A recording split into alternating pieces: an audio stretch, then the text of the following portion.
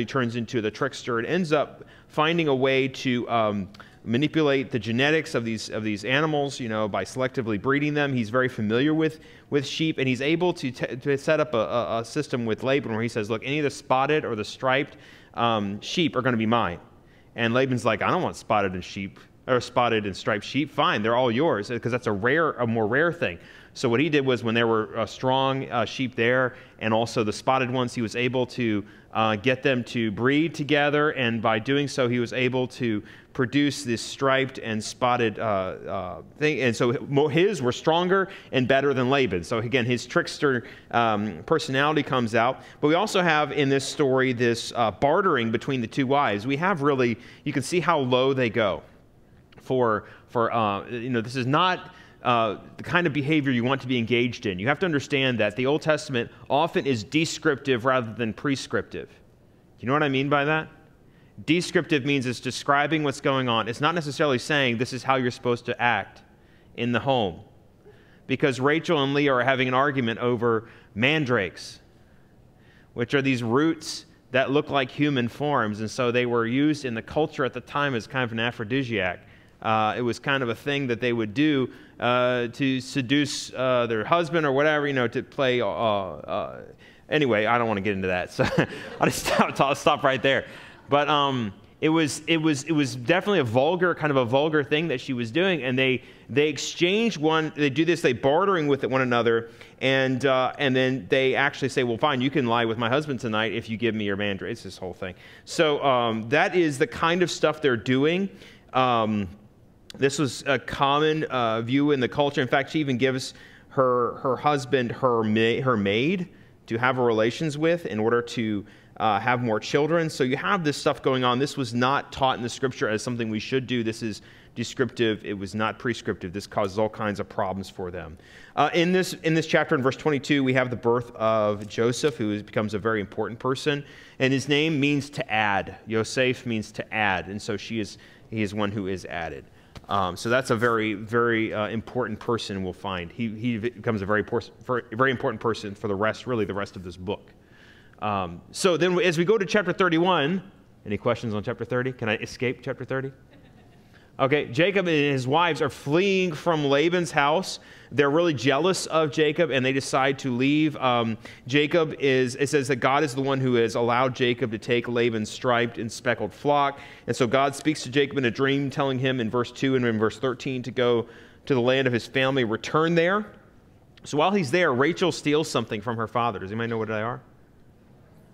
Her household idols. You're like, wait a second, I thought they worshiped the Lord. They did, but they were not perfect. And they fell victim to the culture around them, and they worshipped, or they paid homage to, or they collected these. They're called teraphim, these little household idols. And we don't know a whole lot about them, but from the culture we can deduce some things. There were these probably really small figurines that they would have for good luck. And they were that was a very cultural thing. And so she steals these teraphim. Of course, Jacob doesn't know about it. Laban is really upset about it.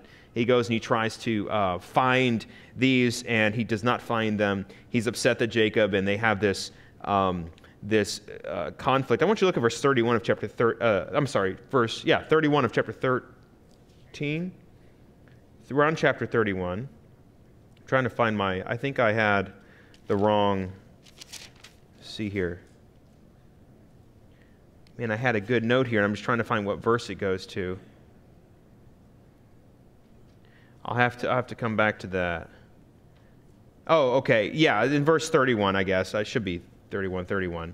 The idea that a life of deception, like Jacob led, and like Laban led, will lead you to being really fearing that others are going to cheat you. It will lead you to living in fear very often. So you need to be careful about if you get engaged in that kind of behavior, which is what Laban did. All right, let's keep going. He actually says with Jacob, he makes a covenant with Jacob. In verse 41, he says something interesting. He says, "These are my daughters, and this flock is mine." I think that's an interesting point, because actually, nope, they're not yours. They're Jacob's, and they're really the Lord's, and he's the one who gave these flocks to Jacob. And so Laban is, of course, not exactly a good person to be following around or to be thinking of as a good person. Now, I want you to look at chapter 31, verse 50. Have you ever seen a kitchen with a cross stitch of this verse before? I have. Genesis 31:50. And I think it's this verse. No, it's, the God is with, no, I'm sorry, this is the wrong verse. Man, where is that verse? Is it 49? That's what I'm looking at. God is witness between me and you. How does it read in the King James? It's like, that's it. The Lord watched between you and me when we were not together. So that's this idea of, when we're apart, the Lord watched between you and me. No, that's not what he's saying. What he's saying is, hey, the Lord's going to watch you when we're between each other. When we're gone, we're separated from one another, the Lord's going to watch. So don't take verses out of context. That is not a fuzzy, feel-good verse. That is a verse of someone who does not trust someone else. Just so you know. Now, if you have that verse in your kitchen, cross-stitched, and your grandma did it, it's okay to keep it. I'm not saying you have to throw it in the fire. But I'm just telling you, sometimes it's funny when you read the Bible in its context, you see things that have been ripped out of context and used for other purposes. I'm sorry, I had to say that. I saw that before, and it made me laugh. In Genesis 32, we have a very important story. This is where Jacob gets his name Israel. Israel means to wrestle with God, and we have that story laid for us. As Esau and Jacob are getting ready to meet again, Jacob wrestles with God. We have this actually wrestling with God. Now, what exactly this looked like, I'm not sure, but Jacob wrestles with a man. And he says, and he actually wrestles with him and strives with him. He will not let him go unless you bless me, it says in verse 26. And he says, what is your name? Jacob. And then verse 28, your name shall no longer be called Jacob, but Israel, for your struggle with God and with men, and have prevailed. And then in verse 30, Jacob called the name of the place Peniel, which says the face of God is what that means, Peniel or Peniel. It means face of God. So we saw, I have seen God face to face, and my life is preserved. So we have that story of the name change from Jacob to Israel. Later on, his name is again changed, or it is affirmed. The change is affirmed later on, and we'll talk about that in a minute. Chapter 33, we're going to kind of skip. Basically, the story of Jacob and Esau are now reconciled together as brothers. It's a beautiful story, but I want to get to Dinah. We have a couple stories that kind of seem inserted in here, kind of odd stories. One is Dinah, and the other is Tamar and Judah. And so we'll get to that in a second. But Dinah's story is an interesting story because here's a girl who basically, she's daughter of Leah. She travels, and she's violated by Shechem. It's Shechem, right? Yeah. So while she's visiting the daughters of the land, Shechem is so smitten with her that he lies with her, he violates her, and he wants to marry her. He's in love with her. And he thinks, man, this girl is great. I want to marry her. I'll do whatever it takes to marry this girl. And so when he comes back, Jacob's sons are so upset that their sister has been violated by a Canaanite that they devise this plan against Shechem's dad, Hamor. So Hamor wants to have a covenant with them. And if you follow the story, they agree to the terms. And then what do they do? What do Simeon and Levi do? What are the terms? All your men have to be circumcised. And this guy must have really been smitten by this woman because they agree to the terms. And all of the men in the family clan are circumcised. And Simeon and Levi, once they're circumcised and kind of incapacitated, they rise up with their swords, they kill them all. Okay? And they are vengeful against these men. And of course, Jacob is horrified by this. He's kind of kept out of the loop on this, the scriptures indicate. And it says that he's very angry at his sons for doing this. He says, you've made me a stench to the people around here. So any comments on this story or any thoughts on this story? You see here, yeah, Tara. I was just going to say, when we studied this in ABF last year, Yeah. It was a good refresher because I had written some notes, where you were talking about what Jacob's response was, and it was basically just all about how it affected him. Right. There was no focus on the Lord at all. Right. He's all about his reputation, right? You've made me a stench among the people here. I think as you look at this story, one of the themes that keeps coming up throughout this book is, remember, what's the promise to Abraham? Well, first let's start back. What's the promise to Eve? Through your seed, he will crush the serpent's head, you will bruise his heel. Then we have Abraham, through your seed, all the families of the earth will be blessed. So we have this seed promise, this idea of a son that's coming. Satan routinely tries to pervert the godly line every step of the way. Throughout the whole book of Genesis, you have these incidents of sexual immorality, of things like incest, of things that are going on, and you're like, this here people, Satan in sin is trying to pervert the godly line, trying to keep it from happening, trying to prevent the Messiah from coming through this godly line. So this is a story that's kind of a one-off. It doesn't really have a whole lot else that happens after this. We don't really know what else happens to this woman, unless I'm mistaken. I don't really know a whole lot about Dinah except for this. Any other? No, thank you for that, Tara. Any other comments on this before we move on to? Yes, ma'am. Just that the sons kind of back to the way Jacob did, said one thing and did another. Yeah, and so that's exactly right. There's another implication is that Jacob was very deceitful. He he kind of deceived his uncle. He deceived many people. He deceived his own father, and yet his sons do the exact same thing. They set the table. They deceive the people who they get people to trust them, then they deceive them. And then we have in Genesis 35, Jacob's name is affirmed. His name change is affirmed again. We have him called Israel by the Lord. He called his name Israel. That's in verse 10.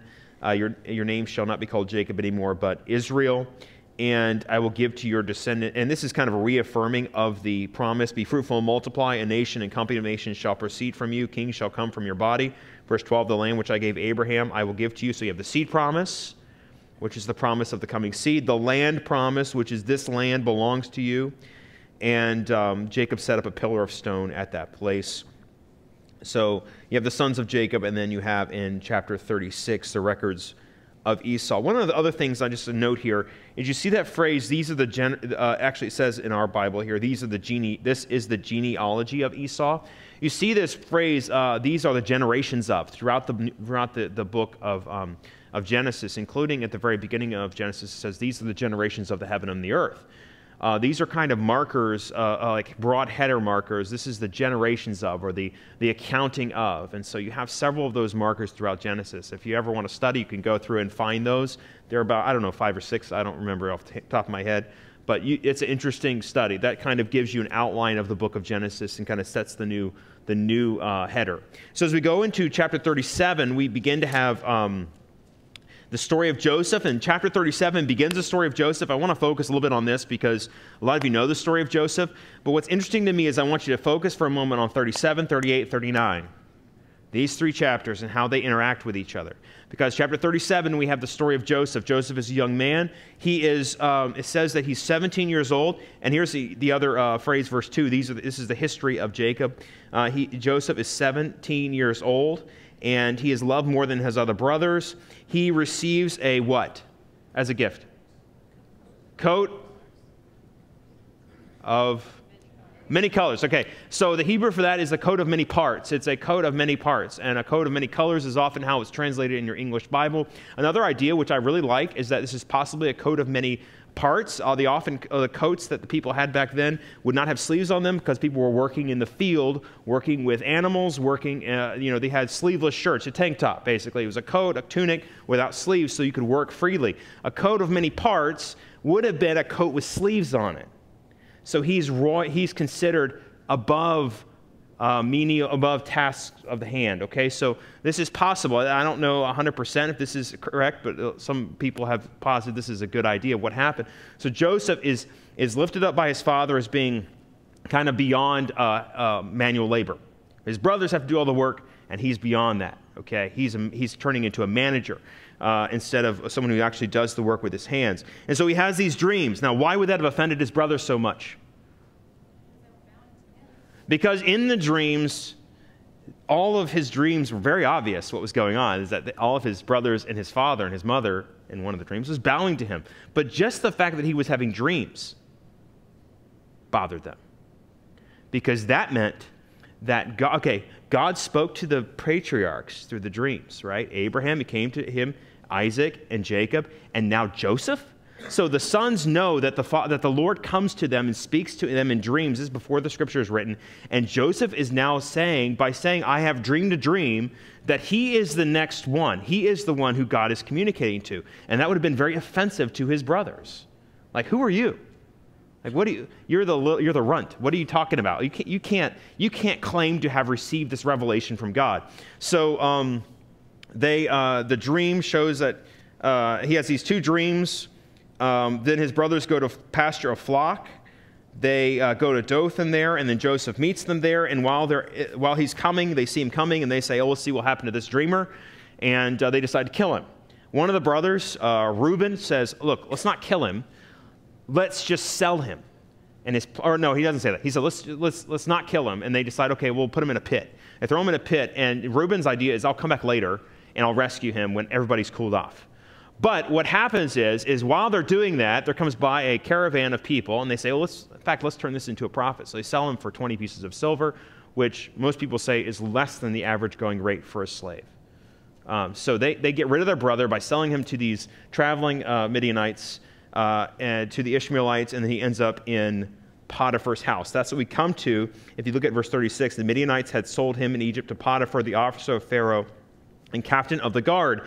And then we stop the story of Joseph, and we go into a story of Judah and Tamar. Now, are you familiar with the story of Judah and Tamar? Okay? Judah is a vulgar man. He has a daughter, or he has sons, He has these sons. Their sons are is his firstborn, and he had a daughter-in-law named Tamar. And Tamar marries and is wicked in the sight of the Lord, and the Lord kills him. That's verse 7.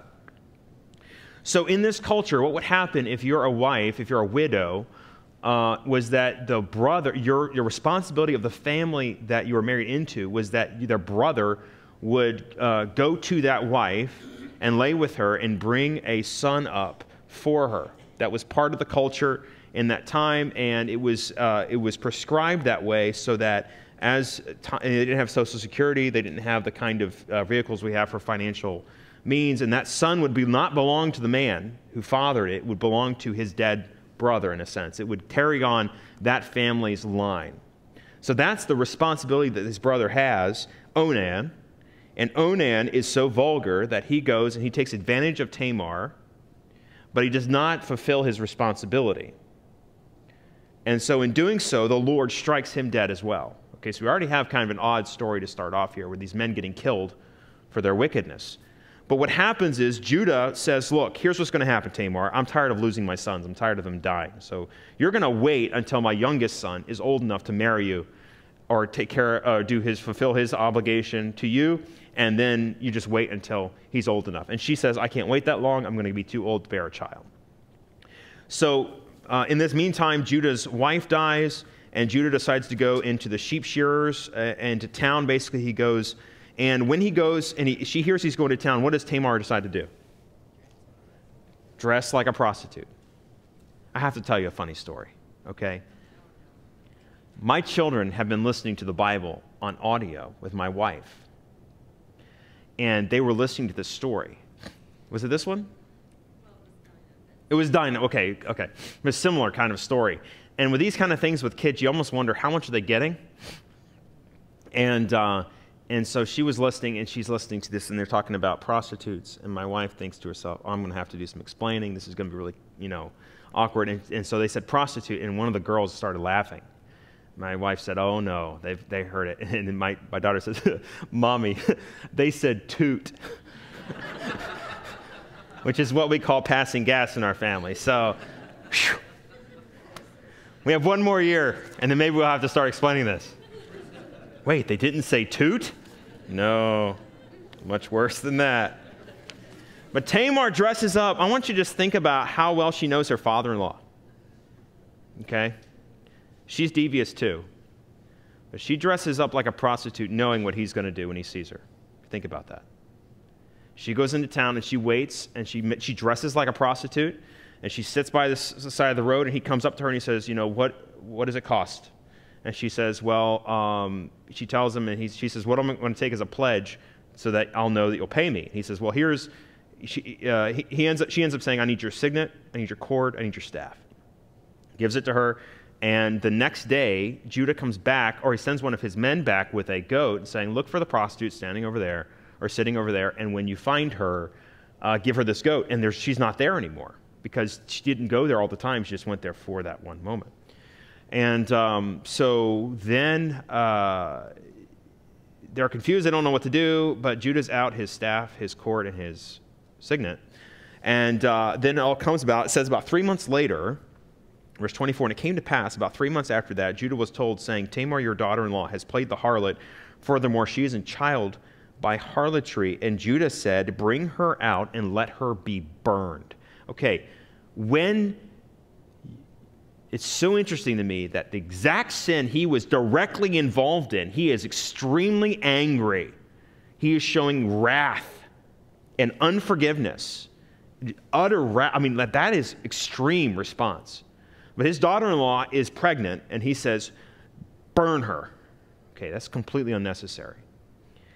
And when she's brought out, she sent her father-in-law saying, by the man to whom these belong, I am with child. She said, please determine, you can see the snicker in her, or the twinkle in her eyes. She says, please determine whose these are, the signet, the cord, and the staff. And Judah acknowledged them and said, she has been more righteous than I. So Judah had given her his things. She shows up and says, well, this is the guy who got me pregnant, and she shows his things. Okay. Wow. Can you imagine that? Now, the reason I think the Bible tells us this story now is because the Bible then tells us the story in chapter 39, which is Joseph in Potiphar's house. What happened when Joseph was in Potiphar's house? What did he hear with his ears every day? Potiphar's wife, lie with me, lie with me. What did Joseph do when Potiphar's wife finally said, lie with me, and she grabbed him by the coat? What did he do? He ran away. He did not walk to, he ran away. And what does she have in her hand? Joseph's coat. It's the same parallel where she had Judah's things. And she says, this is the man who got me pregnant. And she accuses him, rightfully so. But Potiphar's wife unrighteously accuses Joseph by holding his things and saying, this is the man. Now, Joseph was righteous. Judah was not. I think this is a dramatic contrast for us to see how wicked Judah was and how righteous Joseph was, living in this kind of situation.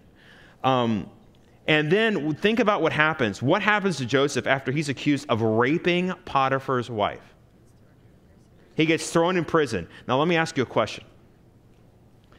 If you were an Egyptian Potiphar and you had a servant in your house who rose through the ranks and then raped your wife, would you just put him in prison?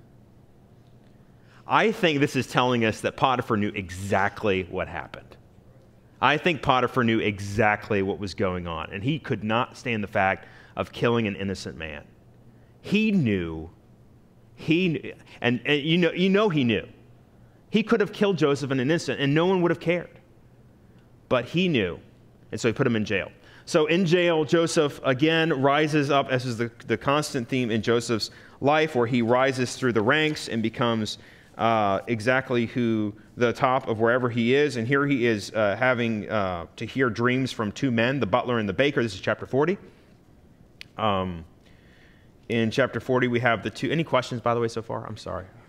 Yes. I heard once, and I'm not sure if this is true, because at one point Paul's the captain of the guard, and then when he's in prison, it talks about the keeper of the prison being, let's say that Potiphar was the captain of the guard, the keeper of the prison. Well, I don't know about being the keeper of the prison. He was the captain of the guard.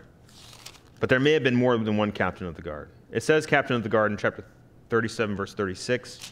But it would only support the point you're making in that he put him in another place under him and let him rise up. Oh, that's possible. I can't remember what. Okay. Oh, that's interesting. Yeah, Seth. If I'm correct, it's been a while to look at it, but I think they think that Potiphar was probably the captain of the bodyguard of the king. They guarded the palace. Right. They would have also been responsible For the guarding prison. prisoners, Oh, okay. which is why the butler and the cupbearer Right. and the baker are thrown into that prison. Right. So it was probably the prison that Potiphar controlled, and he put Joseph in there because he controlled. I think I've heard that. That's very likely, yeah. And that's a very good guess of what's going on here. And I think that there's a lot of things in between the lines that you can read with these stories that the Bible almost begs you to do that. It almost begs you to fill in the gaps. You see the parallels there, yeah. In this, we have two dreams. We have the butler and the baker. And the butler has a dream that means, basically, Joseph interprets the dream. It means that in 3 days, he will be restored back to the palace of Pharaoh, and he will be again serving Pharaoh. And I think the language is Pharaoh will lift up your head, okay? And then the second is the baker, and baker of Pharaoh is the opposite. He hears the good news, and he's like, oh, this is awesome. I want to get my dream interpreted. So he asks Joseph the same question, interpret my dream, and he tells him the dream, and Joseph says, bad news for you. You're going to be killed in 3 days, and Pharaoh will just take off your head instead of lift your head. So then chapter 41 tells us that it had been a while, I'm trying to remember how many years, 2 full years, it says in chapter 41, verse 1. Pharaoh had a dream, and it talks about the dream of Pharaoh, and he has a dream of the lean cows and the fat cows and the lean ears and the fat ears. And all this happens, and it's like, oh, by the way, Joseph, when he's in he tells the butler, he says, when you're out, remember me. Remember me. Of course, what does he do? As soon as he's out, totally forgets. Totally forgets. It's like me. And when I'm at the store, I totally forgot to get something from the store. I get home and I remember, I remember now, but I totally forgot when I was there. It's so easy to do. You just move on in your mind. You move on. And so he's moved on. And then all of a sudden, he remembers there's that trigger that Pharaoh has this dream and he's really upset, and the butler says, I remember a guy who can interpret dreams. And he's probably thinking for himself, I can get a promotion out of this. And so he gets Joseph out of the prison and says, hey, interpret the dream. And so Joseph listens to the dream and interprets the dream, and is able to interpret the dream of there are going to be 7 good years of plenty and then 7 years of famine. And so what you're supposed to do, and Pharaoh says, what do you suggest I do? He says, well, store up for yourself lots in the 7 years of good, and then when the 7 years of famine come, we'll have money and we'll have food to sell to people. Okay, now something very interesting. I was doing some reading in Egyptian history, and it turns out that at this time, a lot of people think that we have this idea, there was like we have the president, and so they had Pharaoh. He was like the president of Egypt or the king of Egypt.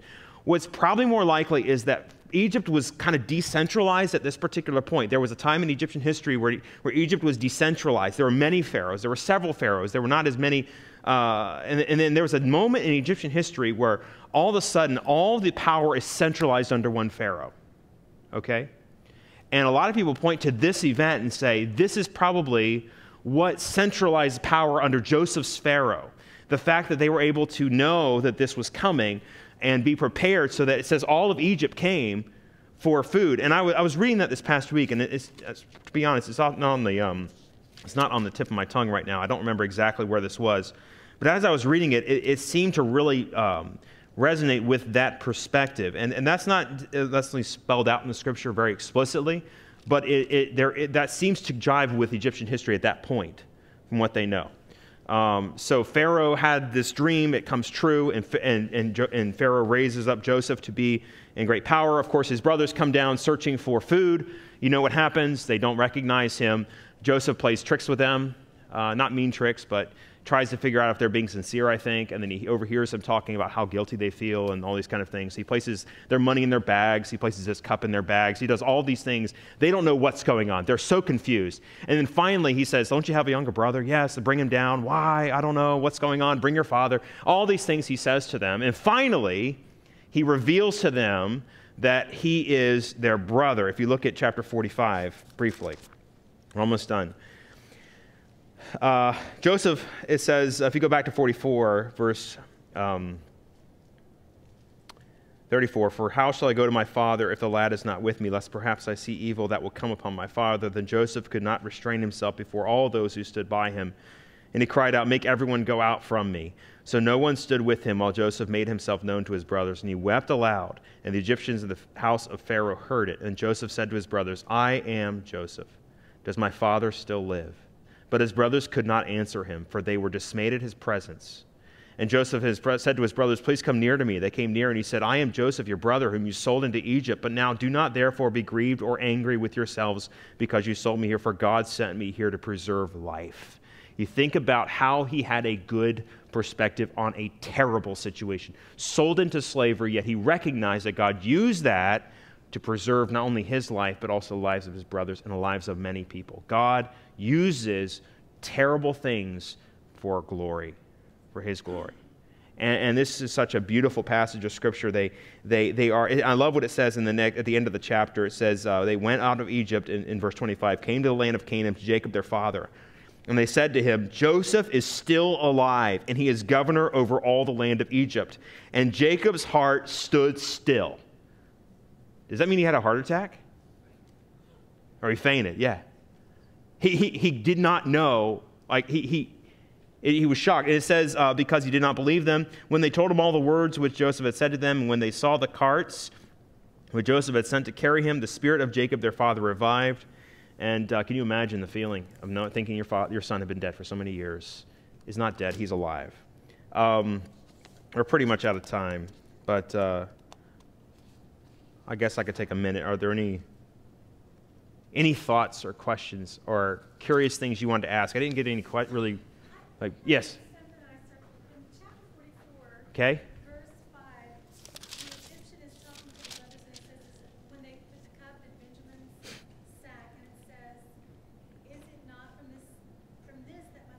Mm-hmm. This, that he practices divination. Yeah. So he practices divination. Yeah, there was something with a cup. There was some sort of ceremonial thing the Egyptians would do. Yeah, Joseph was engaged. See, it's difficult for us to know exactly what. He was obviously doing something with the cup that would have been, of course, the law hasn't come. Yeah, but it may have been somewhat. It may not have been a very good thing to be doing. It's possible. But it was a ceremonial cup that would, but the law and not that witchcraft was not wrong here, but the law was not yet given, and the law comes in Exodus. And so that's when things, that is drawn strict. Of course, I'm not saying witchcraft was okay. I'm just saying that he's living in Egypt, and he is probably doing some of that in leadership. I don't really know exactly what it is, to be honest, but that's a good question. Yes, ma'am, Kathy.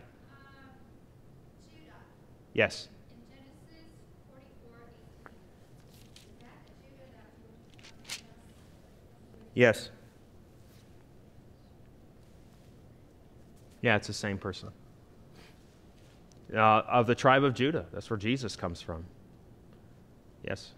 Everyone might know this, but I didn't know this till someone pointed it out, but all of Joseph's tests seemed to be done in such a way that he was trying to give them an easy way to knock off their younger brothers. And so, like, how he set it up so it was all in one sack, and they could have easily been like, oh, yeah, that's it. And it was his way of seeing if they had changed, like if they were still, willing to knock Yeah. off the next favorite. Because he also really honed in on this brother that wasn't Benjamin, yeah. and required him to come. As we close, can we do one thing? Turn to Matthew 1. I want to show you something pretty cool. Turn to Matthew 1. This is the part of the Bible that a lot of you skip. I know you do. You get